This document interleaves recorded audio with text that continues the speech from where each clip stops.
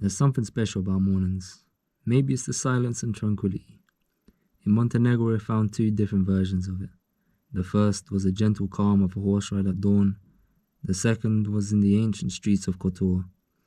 This is how we experience those quiet hours, from the peaceful countryside to its UNESCO World Heritage heart.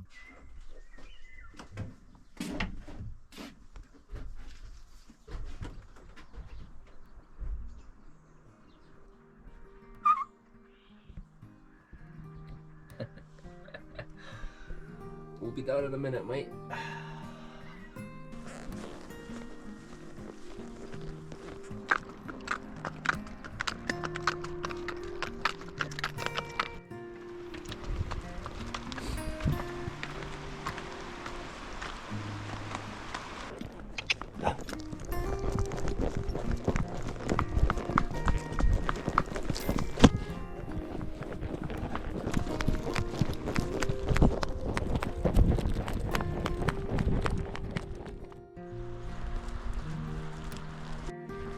Can't say hello.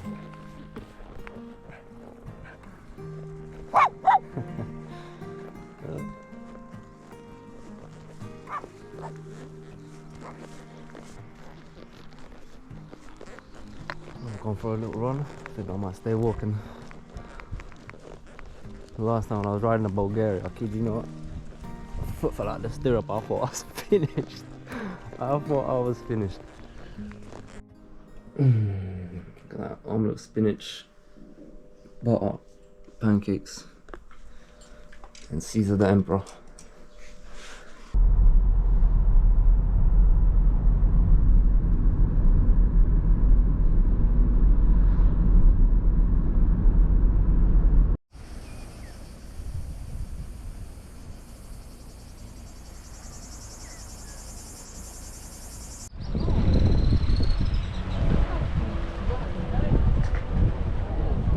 Right, this is what about, I think it's 40 euros a night, 35 euros a night gets you in Budva. 15 minutes from Old Town, 10ish from the beach. Got double balcony. Look at it, really crazy, man.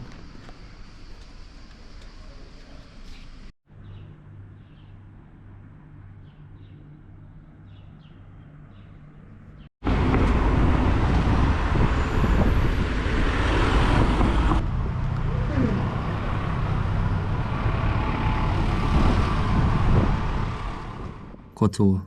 The name itself comes from the ancient Greek word deptron, meaning the warm place. And for over 2,000 years, that very warmth in this sheltered bay made it a prize for empires. The Romans, Venetians, the Austrians, they all saw what we see.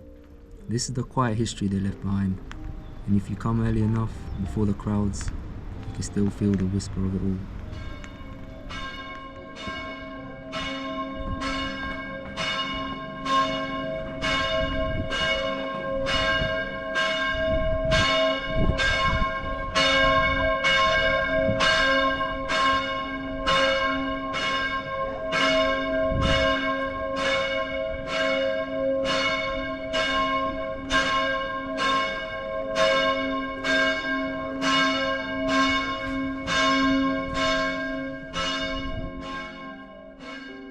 It's one thing to know that the Romans are here, but it really puts things into perspective when you learn who was here before them.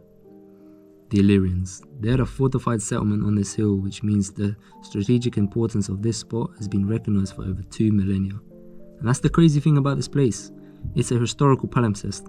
I learned that word while researching about Kotor, and it basically means a document or scripture that's been written on over and over with the old text still visible. And that's this city.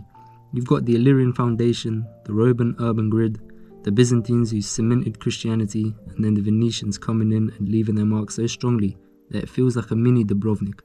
I was literally standing on 2,000 years of layered history.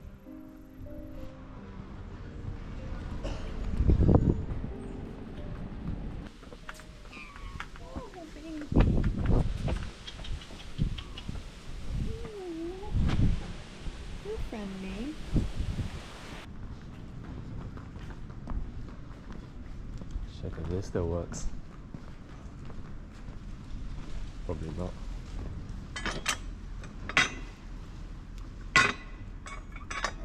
No, I don't reckon so. Yeah, but fake version.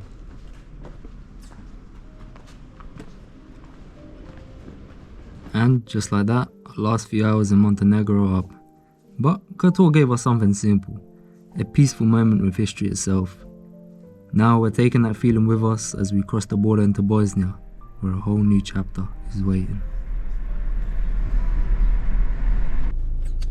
At the Bosnia-Montenegro border, time is 9:35. Let's see how long this takes. We've got a bit of a line.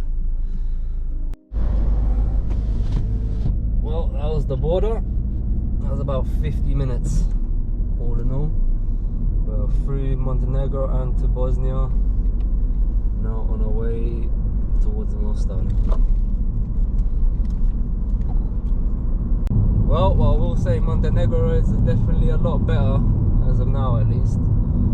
These Bosnian roads are already full of potholes, repairs. We'll see how we get on.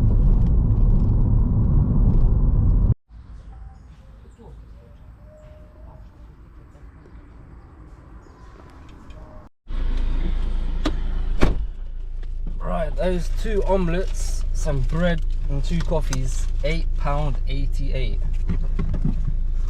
Very nice. Was just driving on some horrible roads before, and now it looks like we've got some roadworks. Straight up gravel road.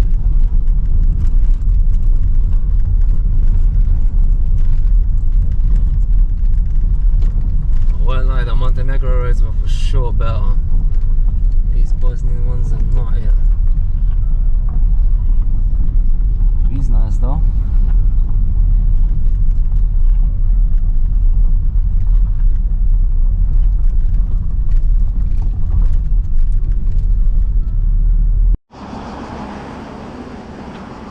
Supposedly some waterfalls around here, at least on Google Maps.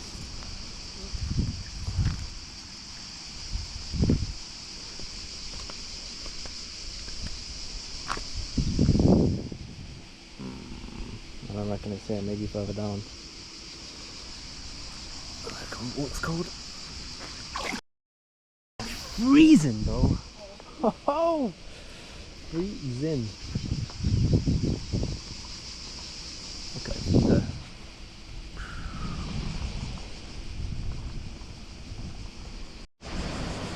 Right, waterfall located. Shall I make our way down?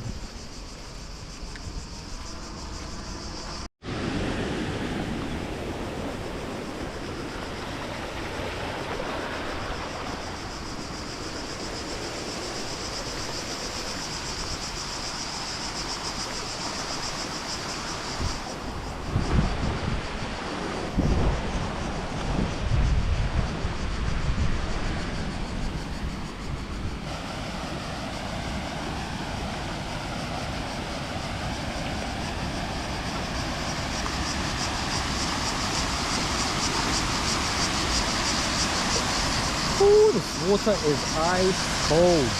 Ice cold.